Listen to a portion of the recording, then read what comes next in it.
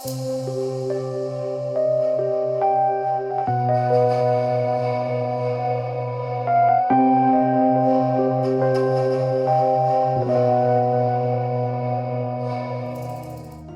Lancaster, murdered for the way she looked.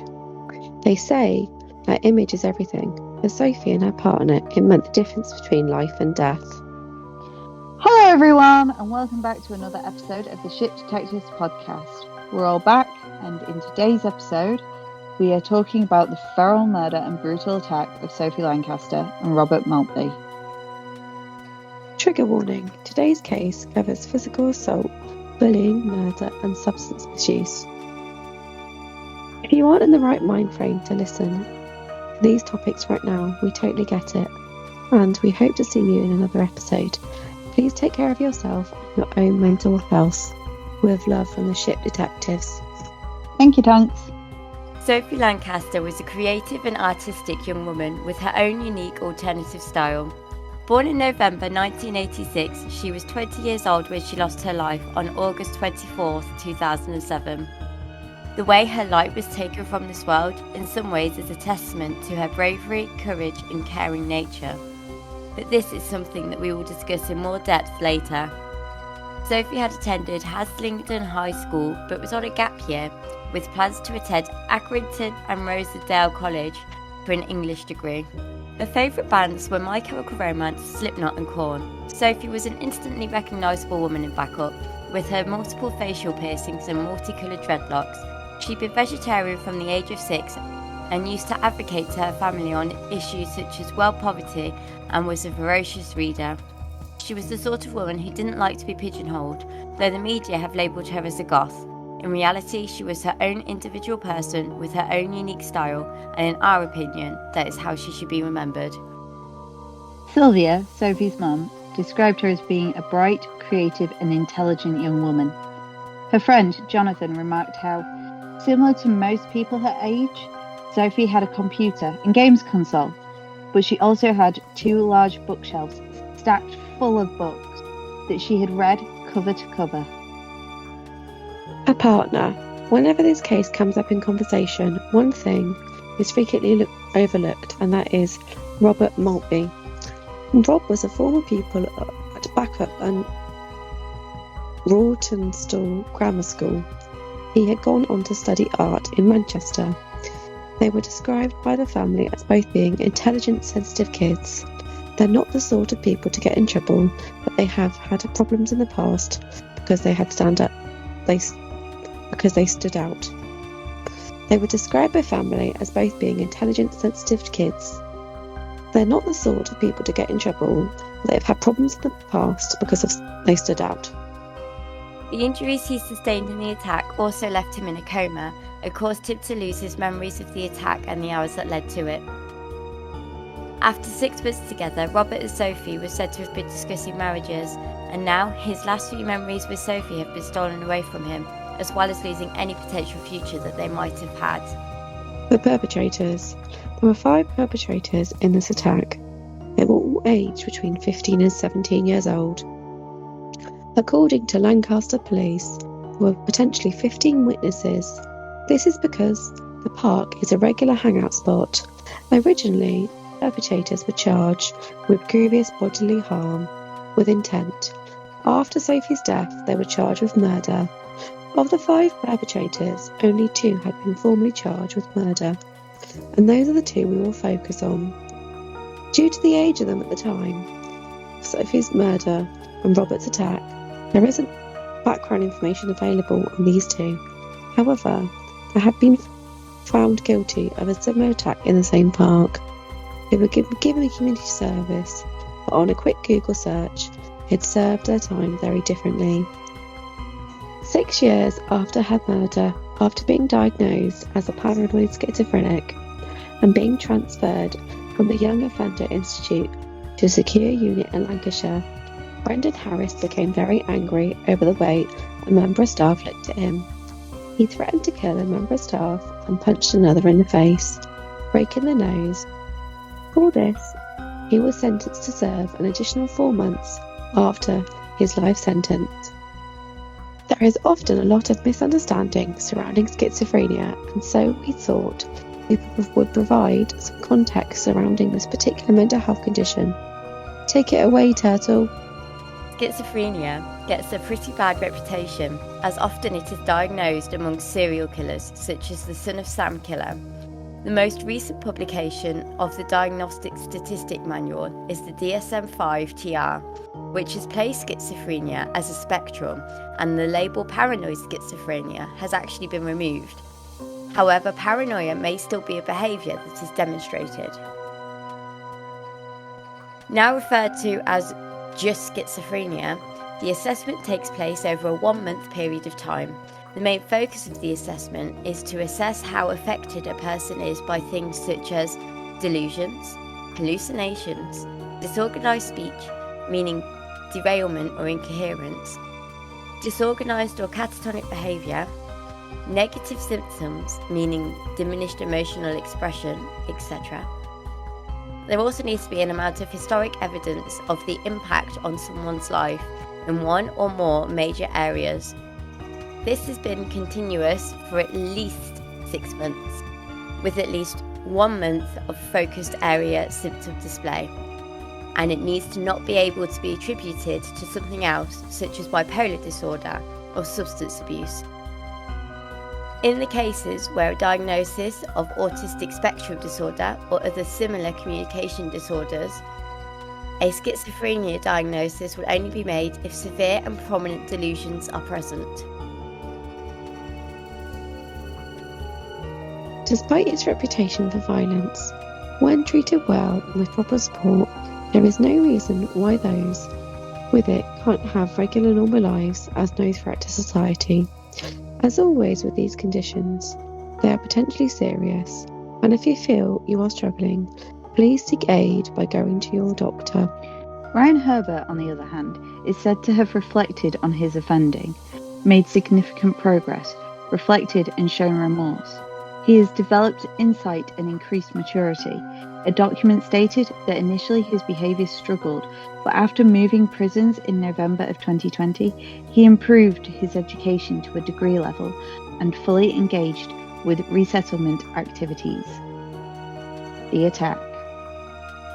At an undetermined point before the attack, Herbert is said to have bragged that he had consensually taken a girl's virginity in the park, and how he liked how it made her bleed.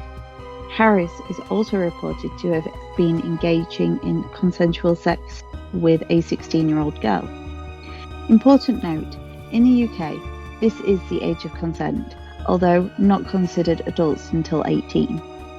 On August 10th, 2007, Sophie and Rob had been at a friend's house, Jonathan Smethurst, who lived with his father on the outskirts of Backup. They had been there since 9 p.m. Rob and Jonathan enjoyed a few drinks, a chat, and then watched television while Sophie and Jonathan's dad were having an intellectual conversation. Though they had been drinking, Jonathan was quite adamant that they were not drunk in every single interview conducted with him, and we think this may be to avoid victim blaming. As well as that, Jonathan went to bed not long after the couple left because he had work in the morning, so it wasn't a heavy drinking session, it was more of a light sort of social, casual drink. They said their goodbyes. They didn't just head straight home. On their way back to the flat, the couple went to a 24-hour shop and an off-licence at a petrol station. But aside from a few pubs and takeaways, it was the only place still open. Sophie and Rob stopped and started chatting to some youngsters on their way home. They handed out some cigarettes they had just bought while they talked. Sophie was well known for her friendliness, and the sociable pair had what would later be described in court as a friendly and good-natured interaction. The youths they talked to were fascinated by the couple's goth-style clothing, individual hairstyles, and so on. A witness stated they were being quite friendly and were trying to talk to us, offering us cigarettes. They got up and started walking in the direction of Stubby Lee Park. It was unclear why the couple decided to walk through the historic park at such a late hour. According to Jonathan, It was not unusual for the couple to walk late at night because they enjoyed that time of day. Others had struggled to explain why they entered the park. Several of the lads at the skate park had met up earlier at the fenced-in ball games area known as The Cage, behind the Rose and Bowl pub in the nearby village of Stacksteads. Some had consumed a cocktail of lager, cider and snaps. Police reported later that a bottle of Lambrini was found with fingerprints that were traced to Ryan Herbert, who eventually admitted Sophie's murder. Although, when later arrested, there was no evidence of drugs, police said Ryan Herbert and Brandon Harris were known to regularly smoke cannabis. During the early hours of the 11th of August 2007, Sophie and her partner, Robert Maltby, were walking home when Robert started being attacked by a group of teenagers. Sophie immediately ran to his aid to support his head, where she too was attacked. Both received repeated kicks to the head and were left unconscious. While thankfully Robert was eventually able to emerge from his coma, Sophie sadly never did. She succumbed to her injuries on August 24, 2007. Reportedly, one witness called for emergency services saying, we need an ambulance at Backup Park. This mosher has just been banged up because he's a mosher. According to The Guardian, after the attack, the killers allegedly bragged about the attack to friends by telling them they had done something good and claiming there's 2 moshers nearly dead up in the skate park. You want to see them? They're a right mess. In an interview, Sophie's mum stated that she was told when they were admitted that they were so swollen they couldn't tell who was the male and who was the female because the swelling was just that bad. When she saw her daughter, she had very clear trainer marks up the side of her face and star-shaped indentation, which was later found to be from the end of shoelaces. She described Sophie's ears as looking massive from all of the pus and inflammation. But the closeness of this quaint town was shattered back on the 11th of August 2007, when a 999 call was made in the early hours of Saturday morning by a young girl pleading for an ambulance. I can see the ambulance, please, right here.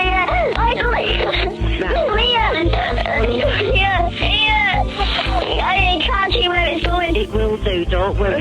Calm down for me.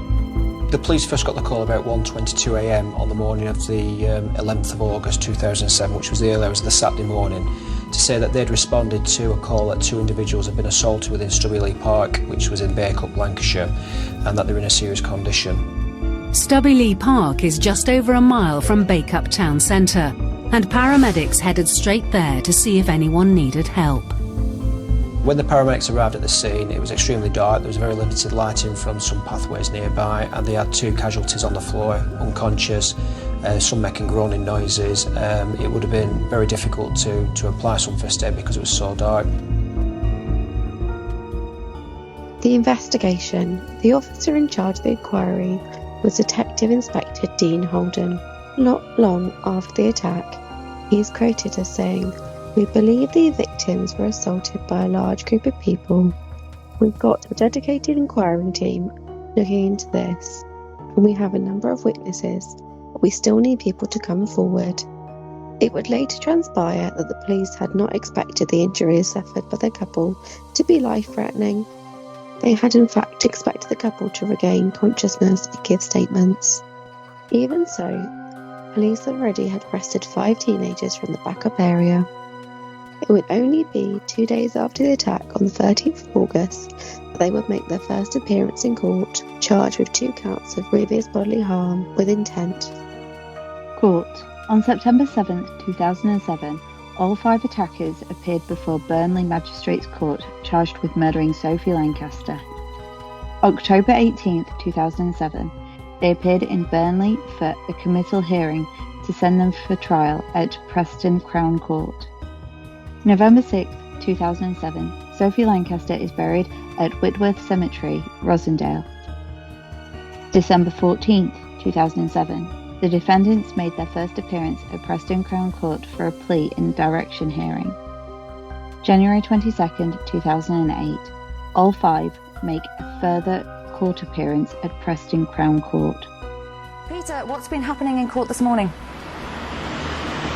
Well, the court's heard that this 15-year-old defendant, along with 4 other teenagers, have already admitted causing grievous bodily harm to Robert Maltby, Sophie Lancaster's boyfriend, in this attack in the Bacup Stubberley Park on August the 11th last year. Now, the prosecution says that attack on Robert Maltby was savage and merciless, and that the gang acted like a pack of wild animals, and that they singled out Robert and Sophie simply because of the way they looked and dressed, not because of anything they'd done. They classed them as goths and moshers. Now, the prosecution says that while 5 people have admitted attacking Robert Maltby, 2 of them then turned their attention to Sophie, the 15-year-old defendant who denies her murder here today, and another teenager who has already admitted killing her.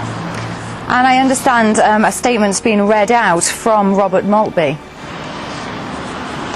Yes, we've heard that Robert Maltby cannot remember anything about the attack at all, but he has said that Sophie and he had been targeted before in the past because of the way they looked and dressed. He said that he didn't class him and Sophie as goths. They were just individuals. They had an individual style. They didn't have a name for it. But he said that they'd almost expected that at different times they would come under attack because of the way they looked. Now, the 15-year-old has denied murder and the trial is continuing. And what was actually said about the attack on Sophie?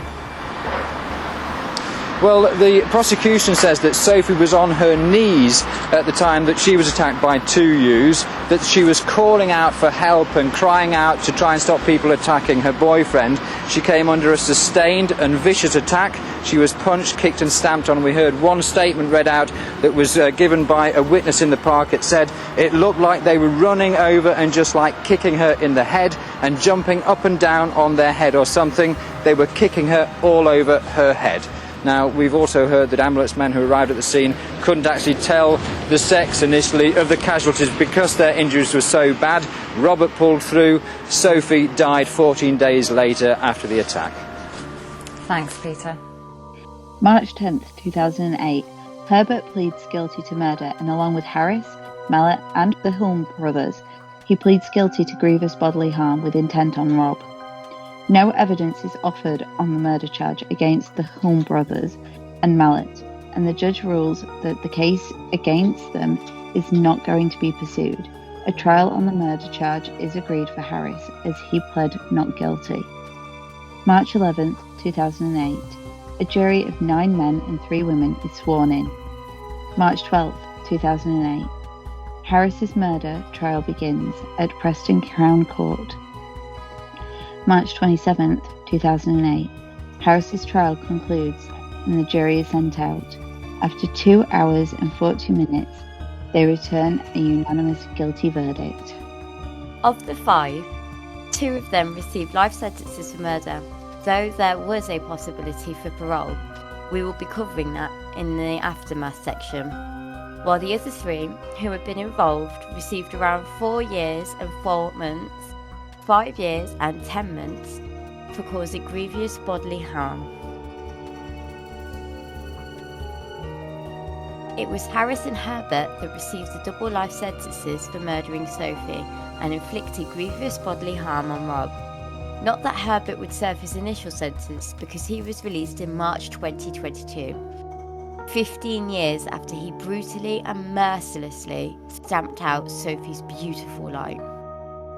Joseph and Danny Hulme were sentenced to be detained for public protection and had to serve a minimum of 5 years and 10 months for their part in Rob's attack. Mallet was detained for public protection and had to serve a minimum of 4 years and 4 months. On the day, the life support machines that had been keeping Sophie Lancaster alive were switched off. A post-mortem was conducted. Home Office pathologist Dr. Charles Wilson described widespread hypoxic ischemic changes in Sophie's brain. Hypoxia is in reference to an inadequate supply of oxygen, with hypo being a prefix meaning low, and oxia being a suffix meaning oxygen levels. Ischemic is an inadequate supply, with isch being a prefix meaning suppression or deficiency, and emic being a suffix denoting a specified biochemical condition of the blood. Thanks, Echo. The ischemic changes were a result of reduction of the blood flow to her brain while she was in hospital. The hypoxic damage was due to the inadequate breathing while she was unconscious at the scene of the assault when the inexperienced teams were trying to perform first aid. The brain was examined by a neuropathologist and showed widespread damage to the nerve fibres in the brain. The neuropathologist described a blunt force head injury resulting in her death. Sophie had suffered 17 different injuries in the park on the day of the attack. These injuries included a head wound where her scalp was split open. She had blackened eyes, substantial swelling to the right side of her face, and a 4.5cm bruise to her temple that extended into her hair. There was bruising around Sophie's trademark pierced plug in her right ear, as she had sustained self-defensive injuries to her tattooed forearm. Several of the bruises had a distinctive linear pattern, which suggested they had been caused by footwear. The bleeding from her ears indicated she had been kicked in the head. She had a laceration on the left-hand side of her head, which medics said were typical of a heavy impact, probably from the blow of a shoed foot. Not only this, but the bruising on her forearms was consistent with defensive-type injuries. Dr. Carter testified Sophie had very extensive facial bruising when injuries taken as a whole, particularly those on her head. They are diagnostic of a sustained assault.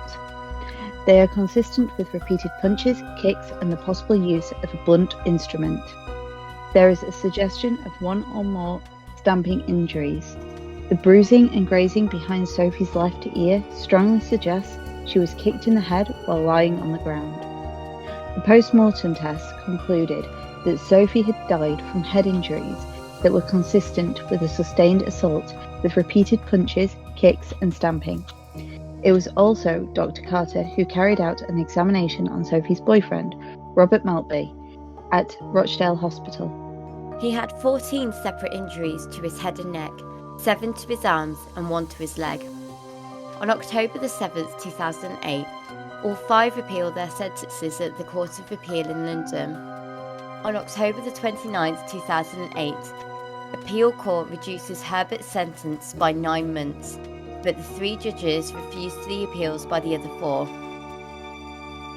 In August 2016, Herbert appeals again to have the sentence cut, with lawyers claiming he has made unexpected and substantial progress while in prison. This again was rejected by the judge. In January 2020, Harris appeals his sentence, but a judge rejects it, saying he has not made enough progress to warrant a reduction in the tariff. February 2020, a further appeal by Herbert is upheld with a judge who accepts he has made exceptional progress, and in this time his sentence was reduced by a year to 14 years and 6 months. She was a woman who celebrated individualism, but at 20 years old, Sophie Lancaster was murdered because of it. Killed by Ryan Herbert, who was sentenced to a minimum of 16 years, a term which he appealed, and one that was reduced to 14.5 in 2020. Now to be freed for serving his time and showing good behaviour, something Sophie's mother says she can't understand. It makes you feel as though you're not being listened to, your voice is not heard. And at the end of the day, that should have been Harry Sophie's voice. When that sentence was laid down, you go away thinking that justice has been done. How do you feel that some of the reasons that he's being released are about remorse and good behaviour and seeing an improvement and a reform within prison? You know, it says in the parole report that he's shown remorse. Well, who's he shown remorse to? You know? It doesn't matter how much remorse he shows, it's not going to alter the fact. On the day she died, Sophie had been with her boyfriend who was attacked first. While Sophie cradled him, she too was beaten, stamped and kicked to death. In her memory, a foundation was set up against violence and intolerance, which inspired a storyline in Coronation Street, aiming to share the same message. It's a new generation of young people that don't remember or don't know the story, but they'll remember Molly from Corrie. And never forget Sophie, murdered simply for how she looked while protecting someone she loved. Sangeeta Lal, ITV News. Aftermath. The community that Sophie came from was outraged and devastated, but not only Sophie, but her partner and their families as well. Sophie is being commemorated with a foundation that makes frequent and regular returns to festivals such as Download Festival and Bloodstock Festival. Additionally, Bloodstock have a stage named after her and an event that takes place at various cities called Metal to the Masses, where local bands compete for a chance to have a slot on Sophie's stage. In 2015, a band called Delane were offered a main stage slot at Bloodstock and turned it down, opting for the Sophie Lancaster stage, where they played their single from the charity album.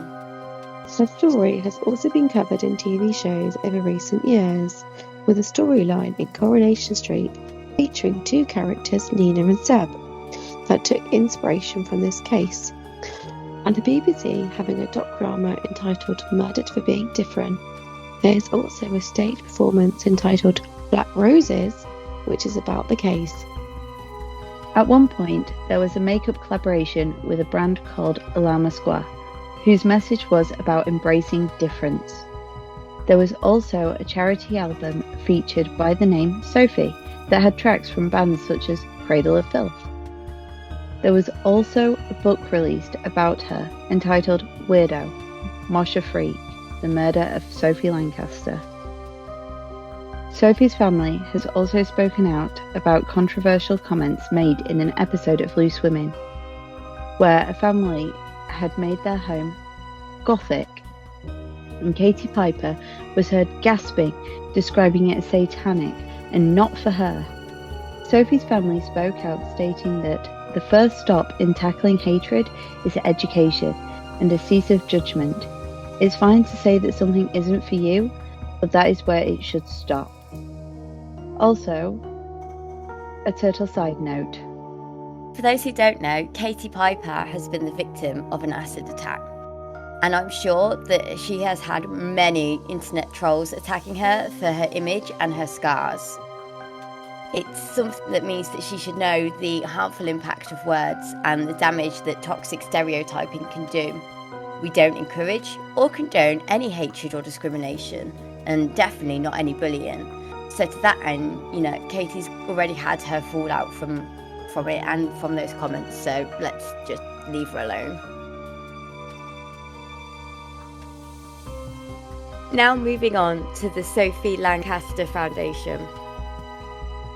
The charity, the Sophie Lancaster Foundation, the Sophie part is actually broken down into each letter individually to mean stamp out prejudice, hatred and intolerance everywhere.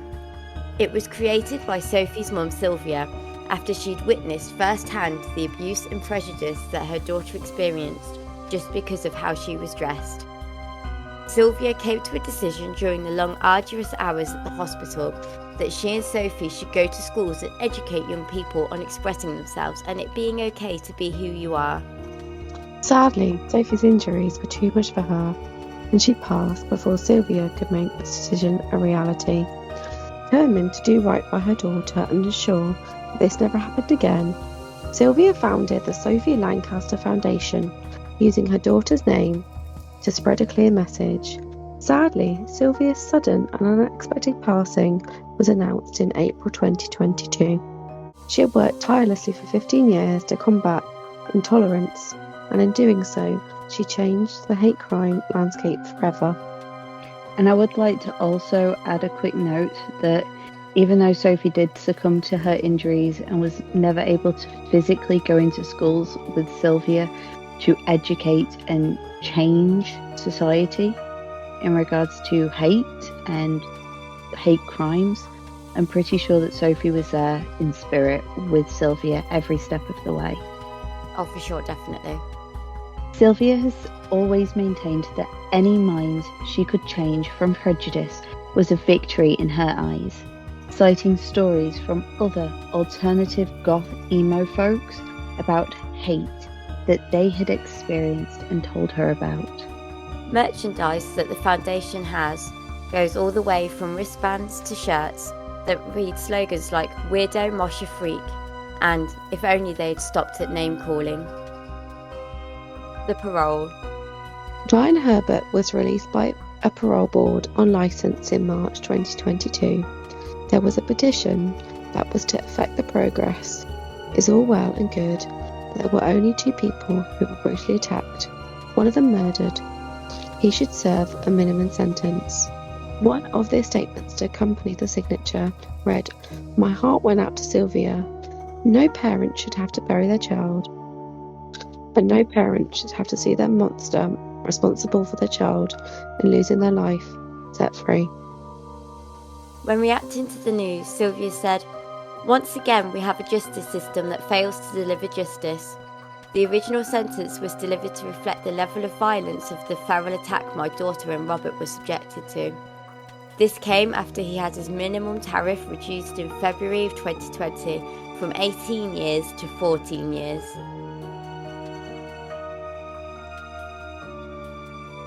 Local residents in the park said the park is often a spot chosen by drunken and violent yobs, guilty of vandalism and underage drinking. Previously, we had asked for measures to be taken about the area, and now that this tragedy has occurred, we are telling. Sadly though, Rosendale Borough Council responded by merely improving the security cameras in the area, but claimed that park rangers would be too expensive. Our thoughts and opinions. As someone who is alternative myself, this case hits very close to home. I'm personally very angry that Ryan hasn't served the minimum sentence. And for me personally, I'm really concerned about what kind of message this sends and how it will have affected the mission that Sylvia and others had to stamp out hatred and prejudice. Irrespective of how well anyone is doing, the minimum sentence is there for a reason, and it normally reflects the severity of the crime. That shouldn't change just because they've booked up their ideas, especially when this was actually his second attack. I was 11 at the time of this attack, and reflecting now, this could have been why my own dad pushed back so hard on my alternative style and my alternative sense of self. I agree with you entirely, Turtle. Being alternative as well, and I'm pretty sure you've also experienced this, the hate and prejudice towards those with alternative and unique styles still continues to this day. The fact that he got off so easily in the end sends the message that if you behave in prison, you'll be let off lightly. So it doesn't really matter what violent offence you committed to get there. But at the same time, I do understand that the goal is to rehabilitate and reintegrate into society. So we can only hope that he has actually been rehabilitated. I would also like to note that I love Sophie's style and the fact that she walked with such confidence. I do remember seeing this case in the news and I absolutely adored her style, but I also think looking back that what happened to Sophie is why I held back so much of my style. So I was still alternative, but it wasn't like massively in your face, standing out sort of alternative, if that makes sense. It's got more standoutish as I've gotten older and more confident, but I remember back then like my style massively toned down. I honestly do believe though that she was a shining light that was stolen from this world far too soon. Her memory continues to bring goodness to this world through education, which I think is absolutely amazing. And the work her mother put in to battle hatred and prejudice is phenomenal. It truly is a testament to Sylvia's strength and determination, and a testament to the light that Sophie brought to this world. And I do believe that Sophie was with her in spirit for every talk, every interview, that everything that Sylvia did. I believe Sophie was there encouraging her during spirit, and that now they're together. I've never actually experienced like a hate or like abuse for how I looked.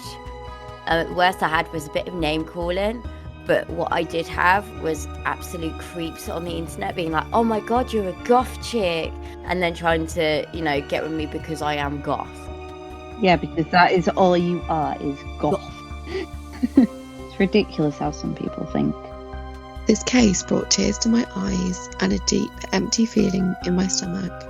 My heart goes out to Sophie's family and her partner who lives on, and the post-traumatic trauma he has to live with. It's shocking how brutal this unprovoked attack was, and how young the perpetrators were, and it worries me about how crazy this world is becoming. It's just the fact that he's living with what he's kind of experienced. Yeah, the fact that he's lost his partner. He's got memories of something different, but just, yeah. Yeah, I mean, especially with the post-traumatic trauma, like, I didn't actually consider that until you mentioned it just then, and I was like, oh my gosh, yeah. Yeah. And it's always going to be like... I really think we've had some sort of psychological story. Yeah, no. Yeah, it's always going to be like the what if. I mean... And it was in such a traumatic event as well, the way he did lose his partner. Like, he can't remember it, but he knows what happened, and that must be absolutely awful for him. I don't even think he got to say goodbye. I'm pretty sure I did read that he did get to say goodbye, if I remember rightly. But oh, that's all right. He's been stripped of his memories of those last few hours. He knows what happened to her. I'm pretty sure he did see her in hospital before the machines were turned off, if I remember rightly. But it must have been absolutely horrendous, especially the absolute state they left her in, as we've described earlier. Also, their friend Jonathan must feel guilty as anything. What if I hadn't invited them over that night and all of that lot? So he's got to be feeling a bit of something. Oh yeah, definitely. I know that if that had happened to one of my friends, I'd be wishing that I'd stayed up later, or I'd had them stay over that night. The amount of guilt he must carry must be awful for him. Even though Tech Wizard drives my friends home now, I still tell them to text me and tell me they're home safe. And I think that is entirely down to this case. Quite possibly. I know anyone comes to visit my house, I always ask them to message me to tell me that they're home safe. So, thank you everyone for joining us this week. We would like to hear your thoughts and opinions. Please share and give us a like, as any interaction helps boost us in the algorithm. If you're not already, please follow our social medias. We are most active on TikTok, Instagram and Facebook, but we do have other accounts. Next week, we'll be discussing the tragic case of Kelly Turner. Bye!